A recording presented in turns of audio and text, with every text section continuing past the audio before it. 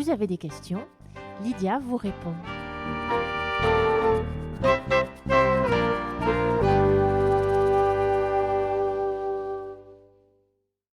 Alors là, j'ai une question qui m'a été donnée par écrit. Ça rejoint aussi quelque part le deuil. Nous ne pouvons pas changer les épreuves qui arrivent dans notre vie, maladie, perte de travail, crise, décès d'un être cher. Nous ne pouvons qu'agir sur notre façon de les vivre, mais comment passer de les vivre mal à les vivre bien?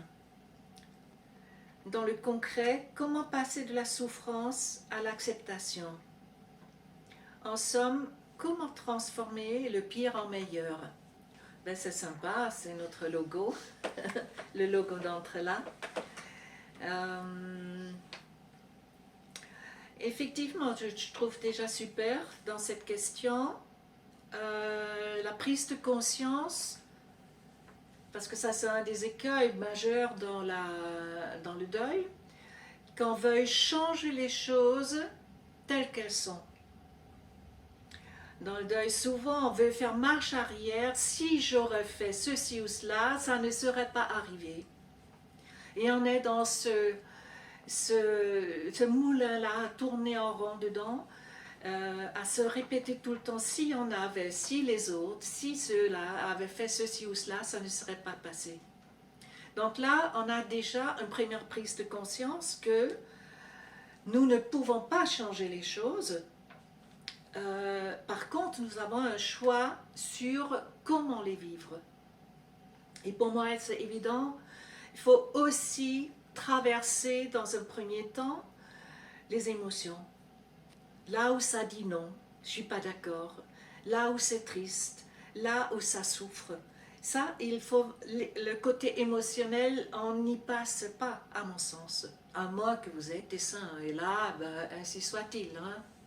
Mais je crois quand même, ni moi, ni probablement vous êtes prêts à ça. Donc il y a ce premier passage, ce que j'ai montré tout à l'heure, c'est-à-dire, là on a le côté émotionnel. Et ça c'est le travail par rapport à l'ego. C'est-à-dire l'ego qui se révolte, l'ego qui souffre, l'ego qui n'est pas d'accord avec comment ça se passe, dans un premier temps. Et après, on a vraiment, ça c'est une ascension, mais spirituelle.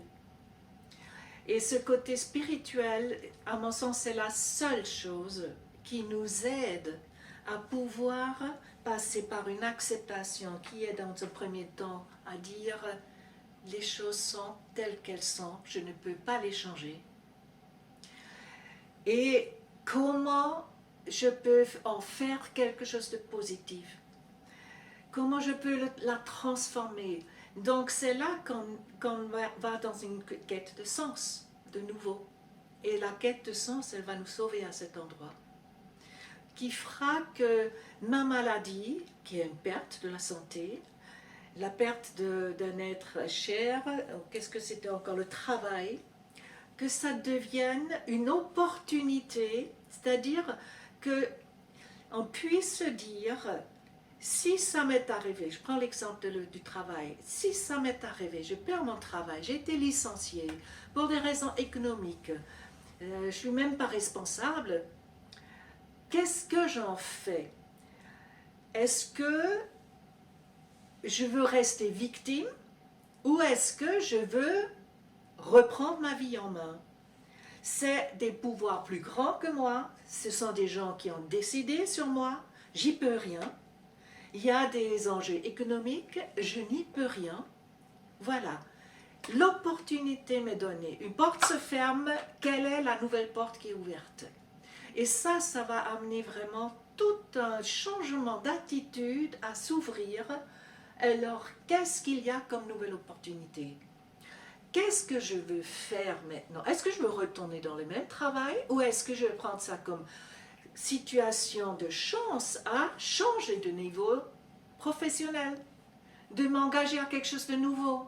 Est-ce que c'est peut-être pas le coup de pied au cul qu'il me faut pour que j'aille vers quelque chose de nouveau? Et donc on entend bien qu'il y a comme une sorte de retournement intérieur On peut appeler ça aussi la résilience, hein, de rebondir vers quelque chose de nouveau. Donc comment faire ça? Je crois qu'il faut une certaine maturité.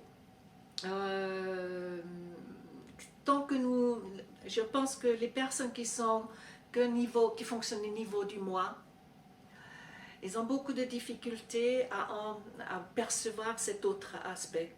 Non? Parce que pour moi, c'est vraiment au niveau spirituel.